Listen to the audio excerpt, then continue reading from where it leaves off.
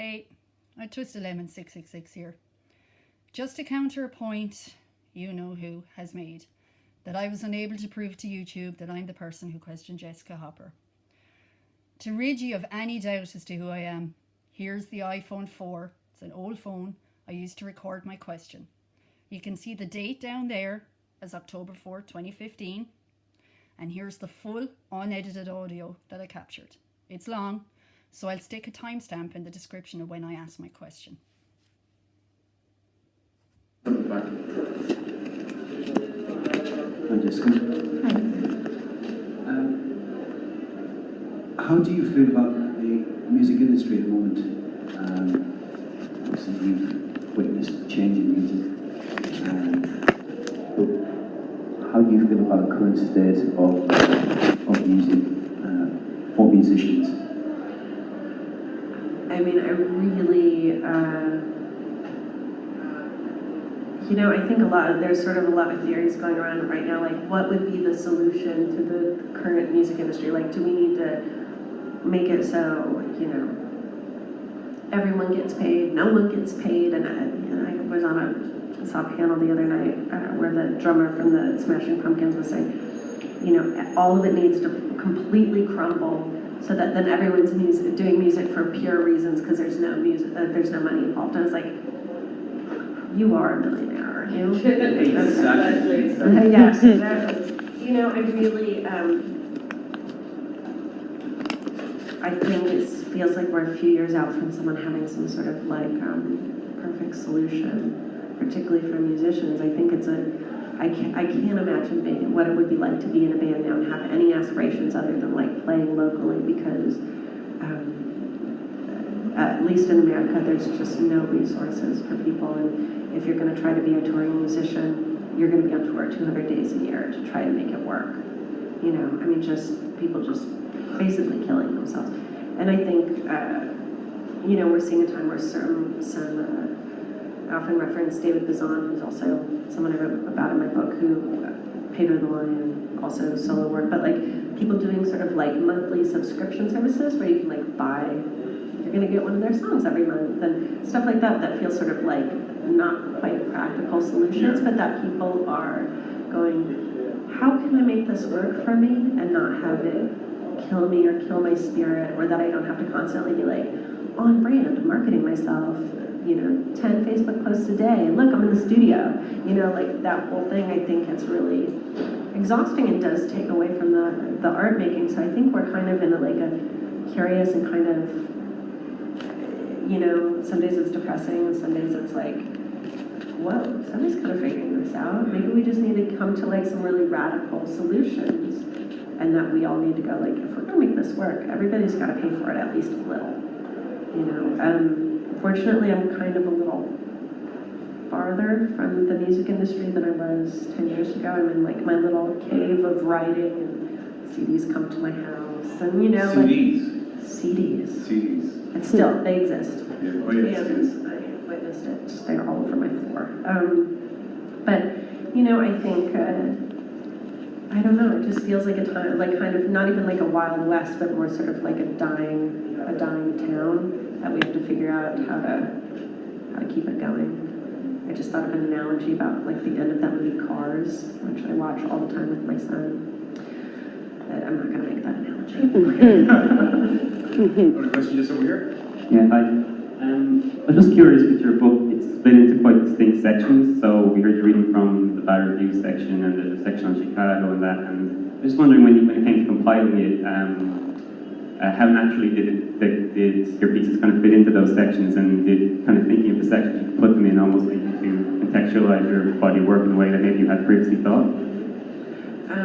So when there's I think 43 pieces in 7 or 8 sections.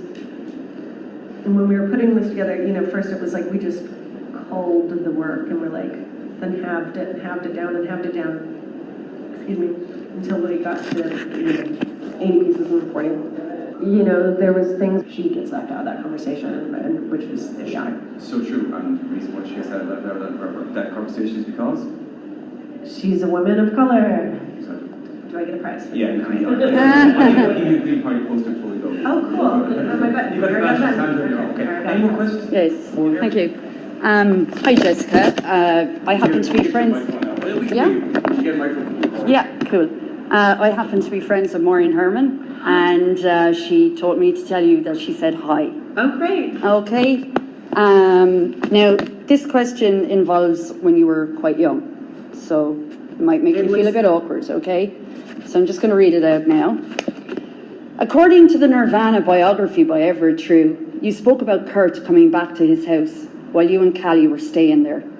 That he was in your room chatting and even joking about your shaved head. I don't really want to, this is. I'm just going to ask the rest of it. I don't feel like this is appropriate. I'm going to just, having You're asking spoken... me a question about someone who is very close to me. And I'm just saying, Okay. I spoke to the NoFX guitarist El Jefe and Chris Flippin of Lagwagon earlier this year, and they were both pretty adamant that Kurt was murdered and seemed to know exactly what went down.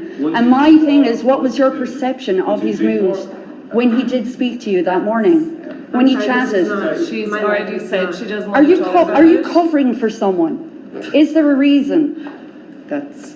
One sec. No, she's You know what? uncomfortable. You know, I mean, when you said that Courtney was very, very generous for you to write for your scenes, is there something behind You want to that? stop asking a question and I can talk to you? Go first. Go first. Go first. She's going to answer the question now. Go first. Okay. You look really defensive, by the way, but I I'm just wouldn't blame saying. her. No. I know a lot. Okay, so let's just, you want to go there? Sure, yeah, Hear sure. this answer? No worries. We're going to calm this down very nicely. Yeah. We're going to calm this down very nicely. So the first thing we want to do is thank you for your question. No worries. And I'm going to ask Jessica, do you want to answer the question? Or Yeah, I'll go ahead and answer. Okay. It's really interesting sometimes when people seem to have a conspiracy about someone that you care about really. I understand that. Yeah. You know? Yeah. As I said, I spoke to El Jefe. I've I- spoken. Have you heard of NoFX? Come on, you're a music critic. You know NoFX. Yeah. But Yeah. You know what? Whoa, hang on a second, excuse me. That people woman, periodically. Just let her finish talking. Okay. I don't know if you even deserve an answer. Well, Hang on a second. please don't get upset, okay? And Oh, I please don't get understand. upset. You're asking me about someone who was like a family to me. You were in the house though when he was supposed to be missing. Stop it. I'm asking you I don't something. fucking know that. Yeah, I'm asking you. I was like, you know, Excuse me. I will leave. Excuse me, you're upsetting our guest. Yeah, no worries. I will leave. No worries. No worries. Excuse me, and also, No worries. would you mind doing a favour? Yeah, We just come back here and have a quick chat with you. you can if you want. I'm sorry for upsetting you, but I actually think that you're covering something. Excuse me. You're covering for someone, Excuse me. and you're scared of someone, and I would say that was Courtney Love. Excuse me. Sorry for. I'm sorry for upsetting you, Jessica, but that's how I feel.